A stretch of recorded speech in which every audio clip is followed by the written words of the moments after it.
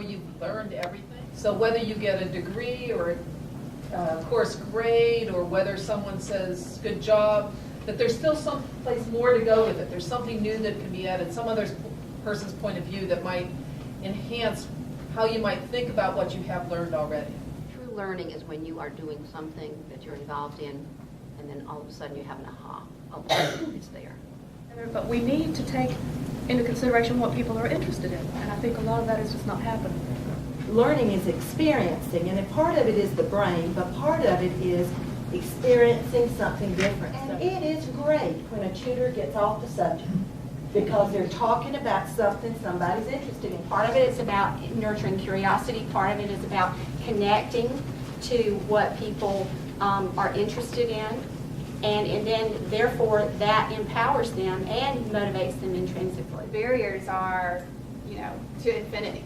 And the issues are complex, and it has a lot to do with poverty and the economy and all of these factors intertwined into one. And so, And I'd like to throw out the word engagement, because I think students who are engaged, whether it be with the curiosity or, like Toby was saying, the bridges, it helps break down those barriers. The developing theme within our organization is you wouldn't let your child ride in a car without a car seat.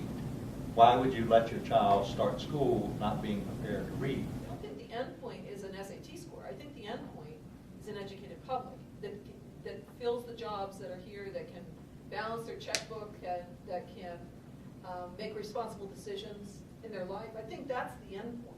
Why is it that we are celebrated for this advanced thinking for a car, and Greenville is not celebrated for advanced thinking about learning? Why don't we have an iCar for learning?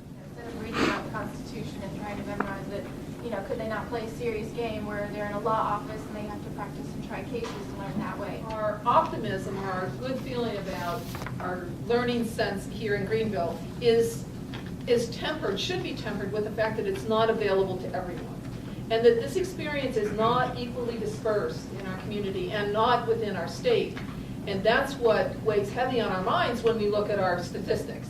Learning is not taking no, whether it's about Liberty Bridge or anything. The people who wanted the Liberty Bridge just kept working towards that because they had that vision that somebody else didn't have. They saw that was going to happen. Same thing with science. How many times do you use a theory proved wrong, or something happened because somebody else persisted learning, and introducing it to someone else. So that learning not only doesn't stop, but it means if you think you're right and you want to keep learning, you've got to keep going even though somebody else is telling you you're wrong.